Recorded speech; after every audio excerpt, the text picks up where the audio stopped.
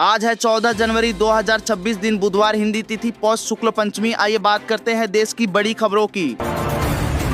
खबरें शुरू करने से पहले आपको और आपके परिवार को मकर संक्रांति की ढेर सारी शुभकामनाएं। चलिए वीडियो की शुरुआत करते हैं हमारी पहली खबर से। लोकसभा अध्यक्ष ओम बिरला ने घोषणा की है कि आम बजट रविवार 1 फरवरी को पेश किया जाएगा। निर्मला सीतारमण अपने 9वें बजट के साथ मोरारजी देसाई के रिकॉर्ड के करीब पहुंचेंगी। संसदीय इतिहास में पहली बार रविवार के दिन केंद्रीय बजट पेश होगा। वित्त वर्ष 2026 से 27 का आम बजट इस बार रविवार को पेश किया जाएगा। लोकसभा अध्यक्ष ओम बिरला ने सोमवार को औपचारिक घोषणा करते हुए बताया कि वित्त मंत्री निर्मला सीतारमण रविवार यानी 1 फरवरी को संसद में बजट पेश करेंगी। आमतौर पर संसद की कार्यवाही सप्ताहांत पर नहीं होती है। ऐसे में रविवार के दिन बजट प्रस्तुत होना एक ऐतिहासिक क्षण होगा। उत्तर प्रदेश में मकर संक्रांति 14 जनवरी को मनाई जाएगी या 15 जनवरी को, इस बारे में कंफ्यूजन खत्म हो गया है। सरकार ने 15 जनवरी को पब्लिक हॉलिडे घोषित किया है। इस दिन सभी सरकारी दफ्तर और बैंक बंद रहेंगे। पहले 14 जनवरी को छुट्टी घोषित की गई थी, जिसे अब बदल दिया गया है। सूत्रों के हवाले से खबर, भारत दौरे पर आएंगे अमेरिकी राष्ट्रपति डोनाल्ड ट्रंप। भारत और अमेरिका के बीच टैरिफ को लेकर जारी खींचतान के बीच रिश्तों को लेकर एक अहम संकेत सामने आया है। भारत में अमेरिकी राजदूत सर्जियो गोर के हालिया बयान ने द्विपक्षीय संबंधों को लेकर नई उम्मीद जगाई है। उन्होंने संकेत दिया कि अगले कुछ दिन में अमेरिकी राष्ट्रपति डोनाल्ड ट्रंप भारत दौरे पर आ सकते हैं। आइए एक नजर क्यूबा की खबर पर भी डाल लेते हैं। क्यूबा के राष्ट्रपति मिगुएल डियाज कैनेल ने अमेरिका के साथ फिलहाल कोई बातचीत न करने की घोषणा की है। यह बयान अमेरिकी राष्ट्रपति डोनाल्ड ट्रंप की कड़ी धमकी के एक दिन बाद आया है, जिसमें उन्होंने क्यूबा को बहुत देर होने से पहले समझौता करने की सलाह दी थी। ट्रंप ने रविवार को सोशल मीडिया पर पोस्ट किया कि क्यूबा अब वेनेजुएला से तेल और धन पर निर्भर नहीं रहेगा। उन्होंने कहा कि क्यूबा को वेनेजुएला से तेल और पैसा मिलना बंद हो जाएगा। मैं उन्हें सलाह देता हूँ कि बहुत देर होने से पहले डील कर लें। इसरो का साल का पहला सैटेलाइट मिशन फेल हुआ, तो वहीं चंद घंटे बाद ही डीआरडीओ ने देशवासियों को एक बड़ी खुशखबरी दी। डीआरडीओ यानी रक्षा अनुसंधान और विकास संगठन ने रविवार को एक ऐसी मिसाइल का परीक्षण किया है जो दुश्मन के मूविंग टारगेट यानी जगह बदल बदल कर लक्ष्यों को मारने में सक्षम है। यानी यह मिसाइल दुश्मन के टारगेट को दौड़ा कर मारती है। हालांकि डीआरडीओ के इस परीक्षण की आधिकारिक जानकारी सोशल मीडिया पर दी और कहा इसके बारे में और सारी खूबियां हम जल्द ही देश को बताएंगे।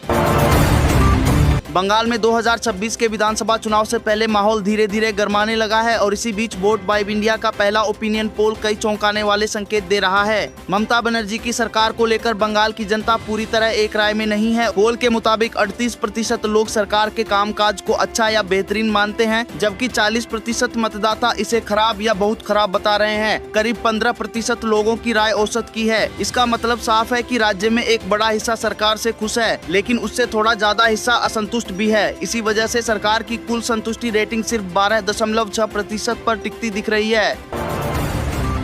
रूस और यूक्रेन के बीच जारी जंग लगातार और ज्यादा खतरनाक होती जा रही है। हाल ही में रूस ने दावा किया है कि उसने यूक्रेन का एक F-16 लड़ाकू विमान मार गिराया है। अगर यह दावा सही है तो यह यूक्रेन के साथ साथ अमेरिका के लिए भी एक बड़ा झटका माना जा रहा है, क्योंकि F-16 अमेरिका का बेहद आधुनिक और भरोसेमंद फाइटर जेट है। उत्तर प्रदेश के लोगों के लिए बड़ी खुशखबरी सामने आई है। राज्य में बन रहा गंगा एक्सप्रेसवे अगले महीने आम जनता के लिए खोलने की तैयारी में है। उत्तर प्रदेश एक्सप्रेसवे औद्योगिक विकास प्राधिकरण के अनुसार एक्सप्रेसवे पर फास्टैग आधारित टोल सिस्टम का ट्रायल रन किया जा रहा है। ज्यादातर निर्माण कार्य पूरा हो चुका है और अब केवल अंतिम तकनीकी और सुरक्षा जाँच बाकी है। इसके चालू होते ही यह भारत का सबसे लंबा एक्सप्रेसवे बन जाएगा, जिससे प्रदेश की कनेक्टिविटी को नई रफ्तार मिलेगी।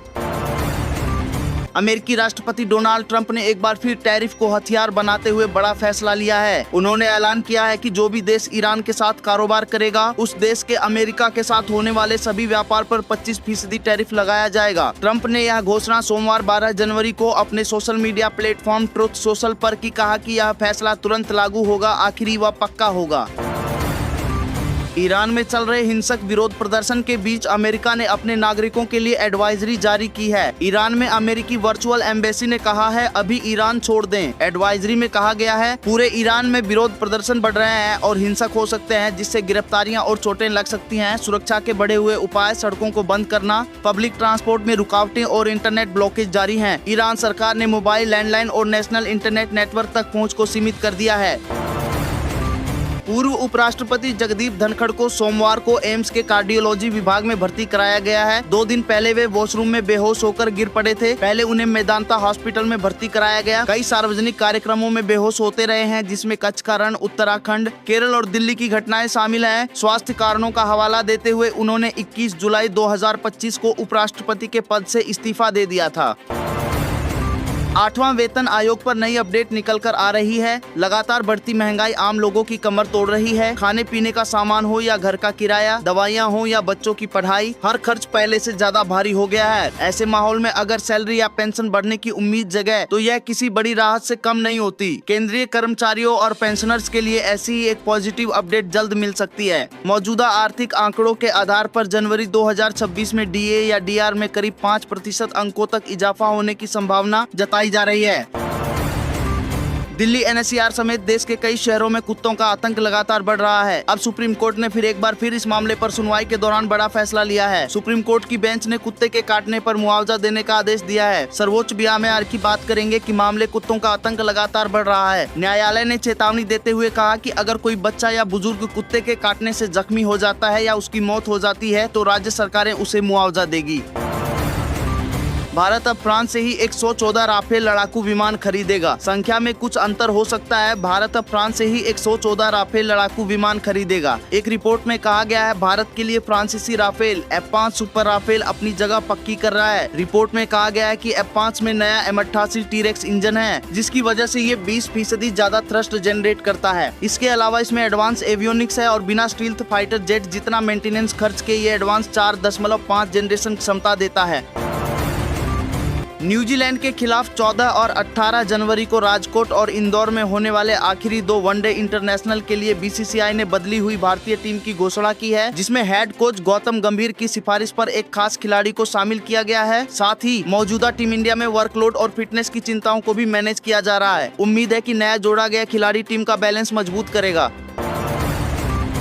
आइए एक नजर बदलते मौसम पर भी डाल लेते हैं। उत्तर भारत में कड़ाके की ठंड पड़ने वाली है। इंडिया मेटीरियोलॉजिकल डिपार्टमेंट ने पंजाब और हरियाणा के कुछ हिस्सों के लिए घने खतरनाक कोहरे की चेतावनी देते हुए रेड अलर्ट जारी किया है और पूरे उत्तर पश्चिम में घने कोहरे की चेतावनी दी है, जबकि दक्षिणी राज्य में बारिश की संभावना बताई गई।